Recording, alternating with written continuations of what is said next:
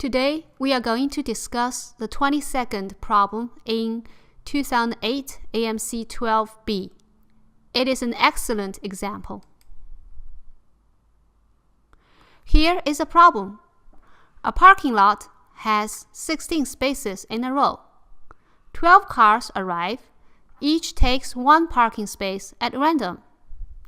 Auntie M comes afterwards in a big SUV which requires 2 adjacent parking spaces. The question asks, what is the probability that she is able to park? We are going to discuss 3 points. First, what makes this problem a classic one?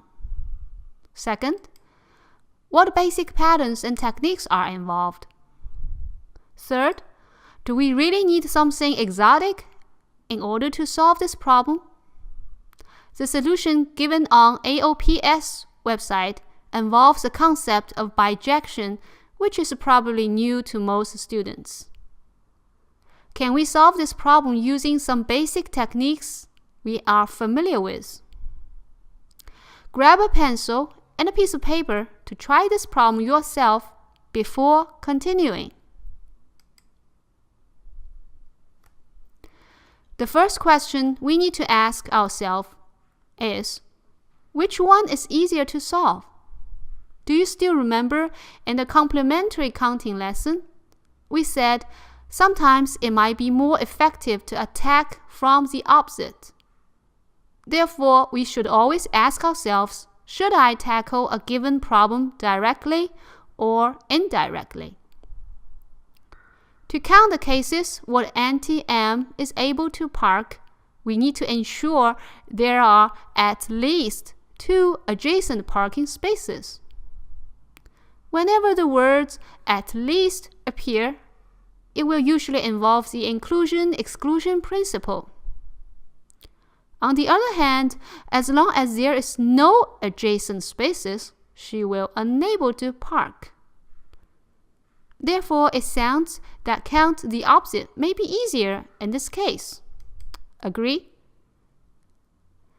There are 4 available spaces left after 12 cars have arrived. Hence, what we need to count is a situation when all these 4 available spaces are separated by some cars. Of course, these parking spaces may or may not be the leftmost or rightmost ones.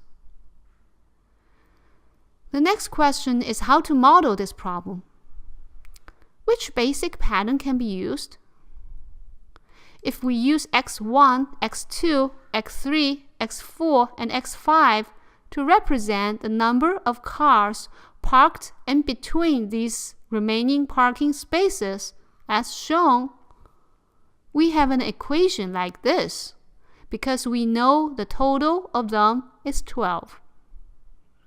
Obviously, x1 and x5 can be 0, but all the others must be at least 1 in order to make sure no remaining parking spaces are adjacent. Do you agree? Hey, it is one of the basic patterns we have discussed to count the integer solutions to an indeterminate equation, right? Moreover, this is a third type of that pattern because of these conditions. Do you recall? This is not as easy as the other 2 cases, namely to count the positive integer solutions and to count non-negative integer solutions.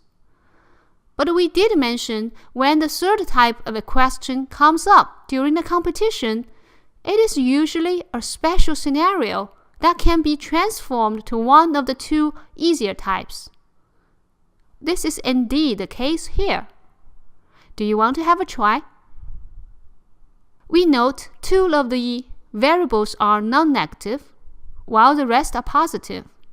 So how about let's imagine we add 1 to both x1 and x5 to make them both positive integers too. Of course, we also need to add 2 on the right side of this equation to make it hold. Now, what do we have? a standard pattern of counting the number of positive integer solutions to this equation, right? Do you follow? In fact, we can also subtract 1 from x2, x3, and x4 to convert the problem to this equivalent model. In this case, it becomes the standard non-negative integer solutions. Do you see it?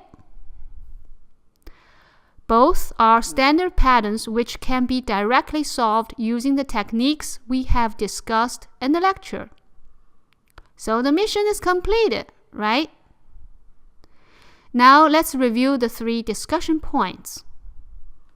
This is a 22nd question in AMC12, so it is not an easy one.